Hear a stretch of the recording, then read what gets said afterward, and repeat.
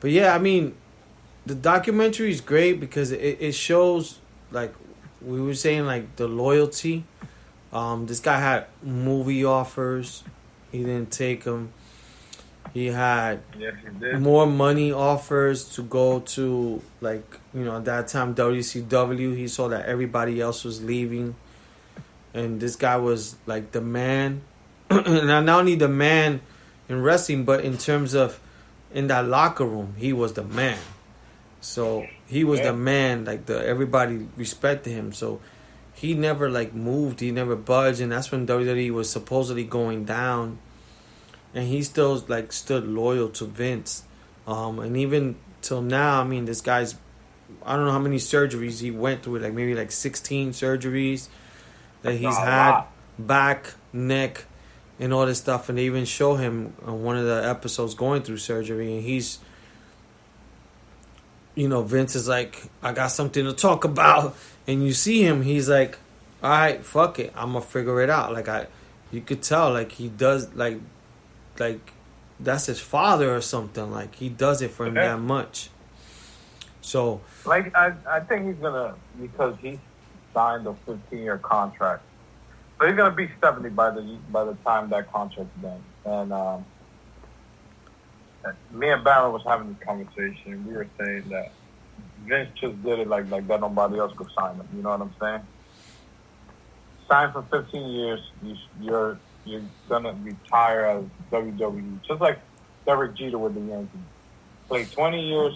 You didn't want to go play anywhere else. I'm gonna retire again. oh, he So, probably, Undertaker, he probably did it too to, like, cover him for, like, in health insurance and Yeah. stuff like that. that too, because it's like that's his best friend. That's like his brother, Vince Yeah. and Undertaker. There's like two best friends, two brothers. I could see him maybe after 2-3 years after he, get his body back. Because right now he's repressing the body, like all that 30 plus years of wrestling, fucking hitting the ropes, flipping here, hitting the mat. You're gonna need a good 2-3 years to get your body relaxed. Then I could see him helping the younger talent, big men though, like Yeah. new big men coming. I could see him in the performance, like Shawn Michaels doing now with NXT. He's a coach. Mm-hmm. I could see Undertaker doing that when he relaxes his body, because he has a lot of knowledge and he could pass that on to the new. Because there's never going to be another Undertaker, never. Just Yeah. like there will never be another Michael Ric Jordan. Flair or Stone Cold, whatever, or like a Michael Jordan. Mm-hmm. No matter how many times you say LeBron and Kobe, there's never going to be another Michael Jordan. You know what I'm saying?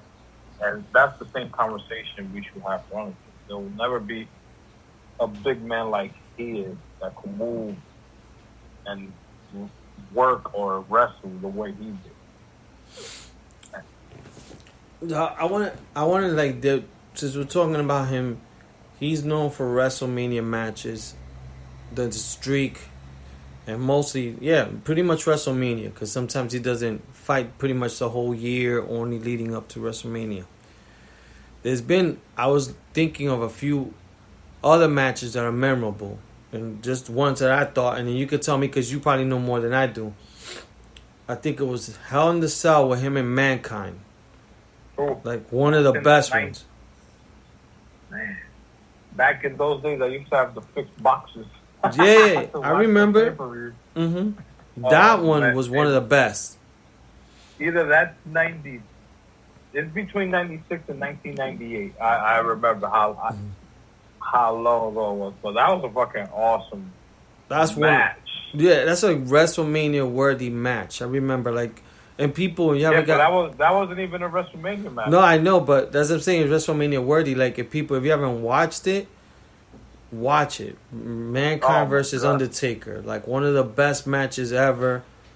Also, what other match? I had another match in my mind. Him and Shane, they always had good matches.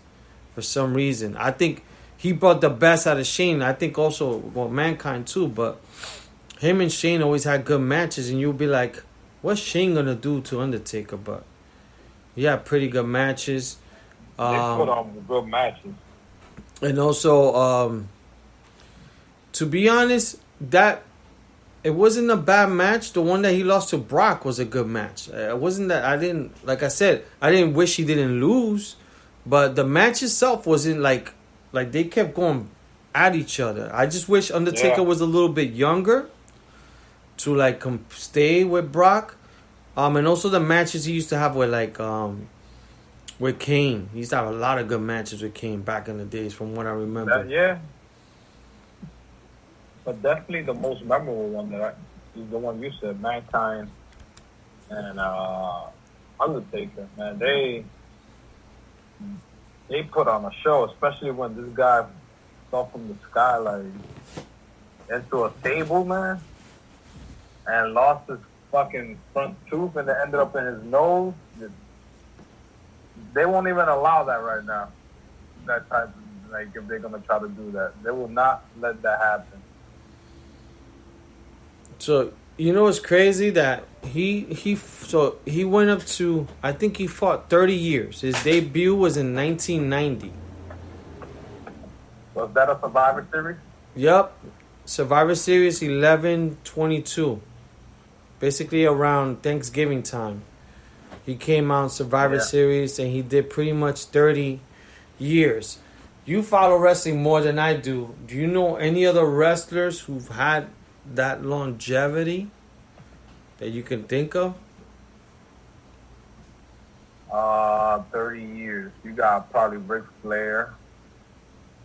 But Ric Flair's it's not 30 years. Yeah, but that's the only person I could think of, like, close to it. I mean, I don't think there's anyone else.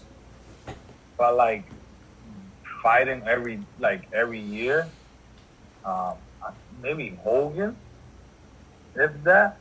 Yeah. But Hogan started doing, didn't wrestle for this and that. But like, as Undertaker been doing, as Undertaker, I think he's like the only one for 30 years consistent. Like, yeah.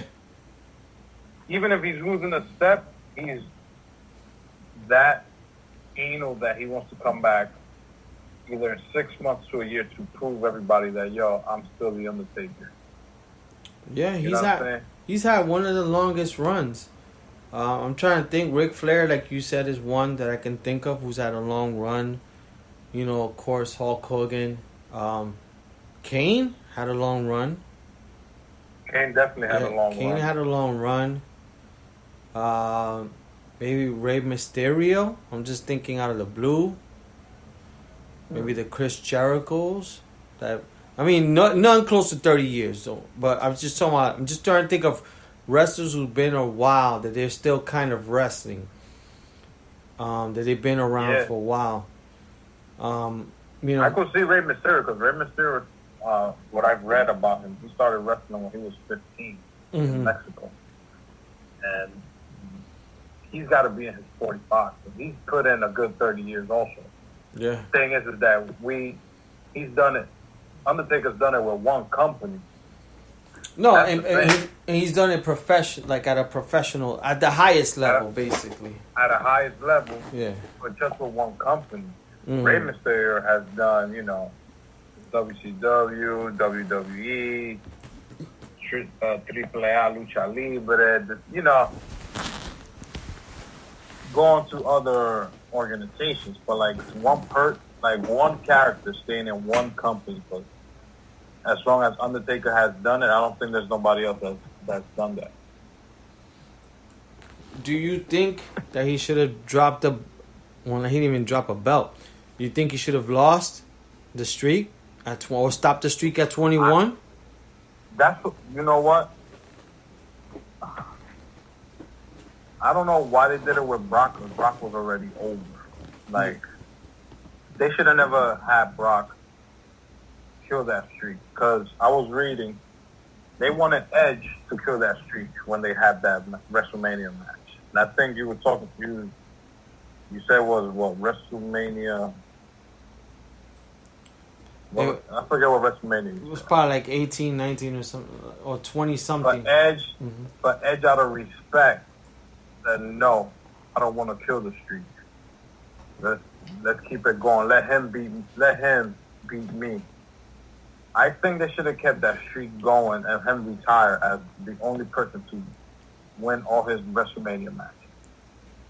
Because that's all he's had the strap, the championship, a few times. But you don't remember him being being a champion. You just remember him as the Undertaker because he really doesn't need the belt. Well, yeah, you know what I'm saying? They said that I think he has the most. I don't know if I got this correct. I think he's tied with like Stone Cold, a few other people, 3 times that they held the belt during WrestleMania. Like throughout the years, but he's been doing it much longer than all those guys. But Okay. I think they were saying they put some number there that he hasn't fought for the belt in such a long time, like, or carried the belt. Like, I think he won the belt off of someone in 1 year, but most of the time he's never went in as a champion. And he doesn't even need it. Yeah. He doesn't. You want to put the belt on people that you want to, if you want to say promote, but make them the face of the company. Mm-hmm. Undertaker doesn't need that because you say wrestling names that you're going to say is Undertaker or back then they'll say Hulk Hogan or you say John Cena now. John Cena doesn't need a belt either. Just like Undertaker doesn't need a championship. So that's why they should have kept his streak going to like at least 25-0 and that's it. Like if he wasn't gonna do it anymore. Just leave it at 25-0. Yeah. Or if you really wanna like pull somebody over, make sure it's like somebody like not Brock, because Brock was already over. You really shouldn't do it with Brock. But I guess they wanted to show that Brock was the motherfucking man and they want to show that he's not afraid of anybody. Let me show you what I could do to him. Because the whole audience, the whole crowd was shocked when that happened. Even I was here drinking. I was like, what the fuck just happened? I was not expecting that when we were watching that WrestleMania. But I think it worked. It fucking definitely worked, man. It worked good. I agree with you. Even I don't think it should have been Brock. I think it should have maybe been John Cena. But it makes what you're saying makes sense. John Cena doesn't need to be him, but I felt like John Cena is the only person like at that time that was at his level. Or even like maybe let's say if CM Punk would have stood for a while, I think CM Punk would have been good to be him too, but because he could have been a good heel. Do you think he's the greatest? Meaning greatest in what? Wrestling. Like wrestling? Yeah. Nah. He's the greatest character of all time, maybe. Because I could put him up there with the Hulk Hogan category. Because Hulk Hogan's not the best wrestler. No. But he's one of the best characters. Because he's known everywhere. Even Spanish mothers that don't watch wrestling, you say, tu ves lucha libre, they're going to say Hulk Hogan. You know what I'm saying? Now, I don't know about now.